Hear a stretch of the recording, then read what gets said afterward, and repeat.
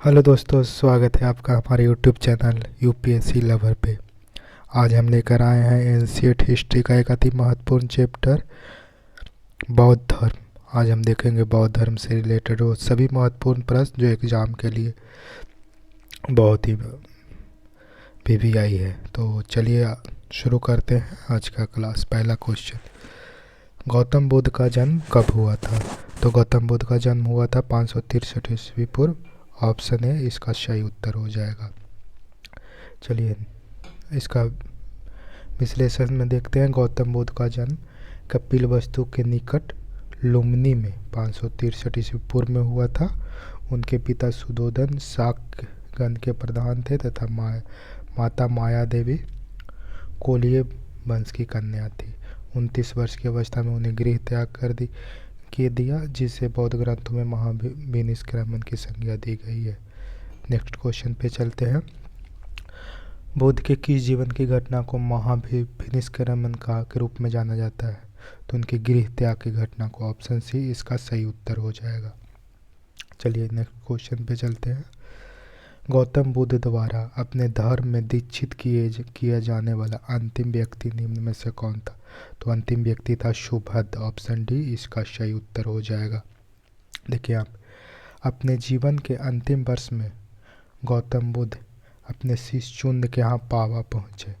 यहाँ शुक्र माधव भोज सामग्री खाने से वो अतिसार रोग से पीड़ित हो गए।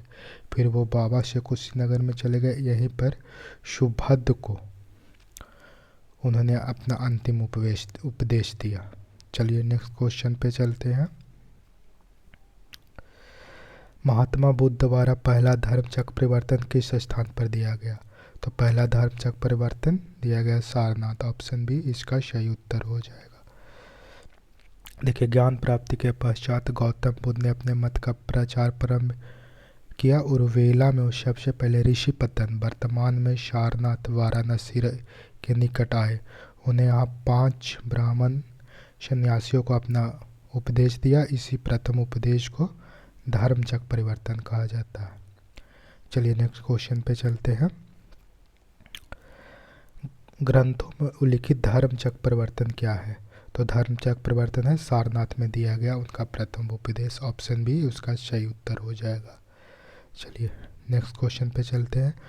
बुद्ध ने सर्वाधिक उपदेश दिए। तो बुद्ध ने सर्वाधिक उपदेश श्रावस्ती में दिए। ऑप्शन बी इसका सही उत्तर हो जाएगा। देखिए, बुद्ध ने सबसे अधिक शिष्य कौशल राज में हुए थे तथा यहाँ की राजधानी श्रावस्ती में ही उन्होंने सर्वाधिक उपदेश दिए। चलिए नेक्स्ट क्वेश्चन पे चलते हैं।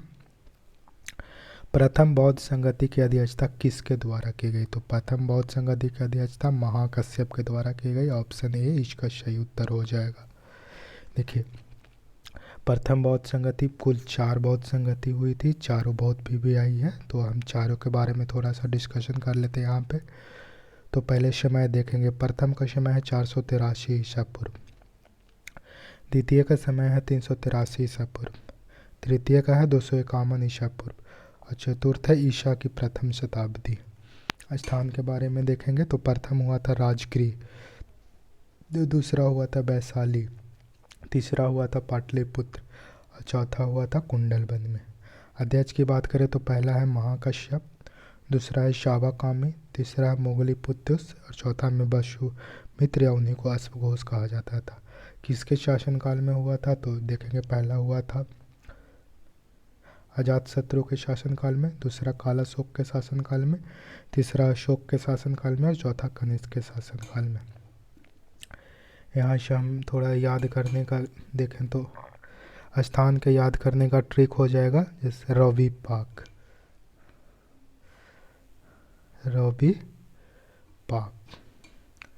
यानी पहला हो जाएगा राजगीर, दूसरा वैशाली, तीसरा पाटलिपुत्र, चौथा कुंडलबन कश्मीर।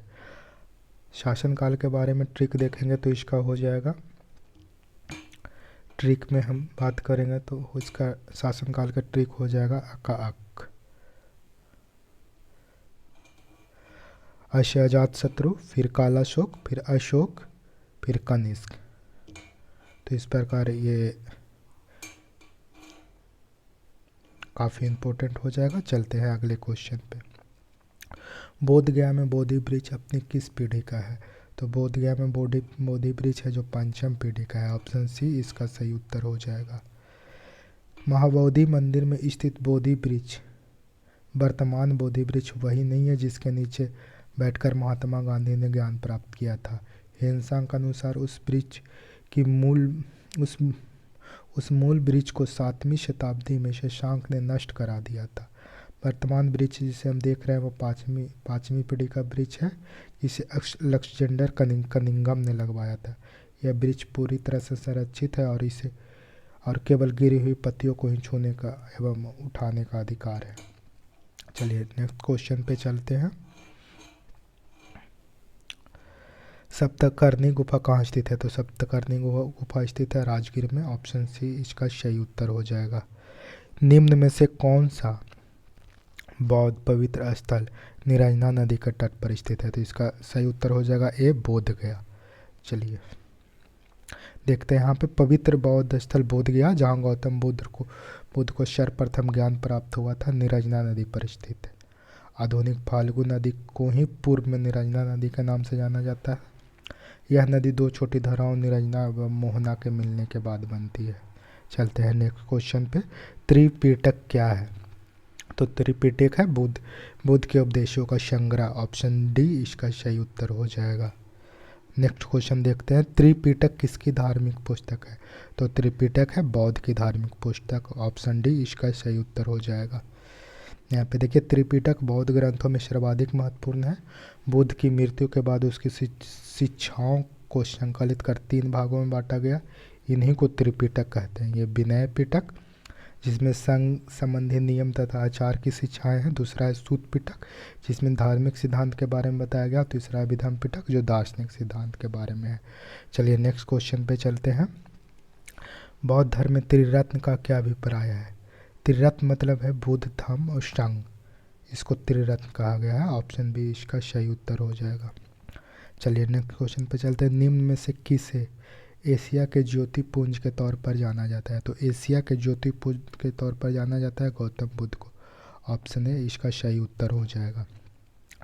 गौतम बुद्ध को एशिया के ज्योतिपुंज के तौर पर जाना जाता है। गौतम बुद्ध के जीवन पर एडविन अर्नाल्ड ने द लाइट ऑफ एशिया नामक पुस्तक की रचना की थी। चलिए नेक्स्ट क्वेश्चन पे चलते हैं।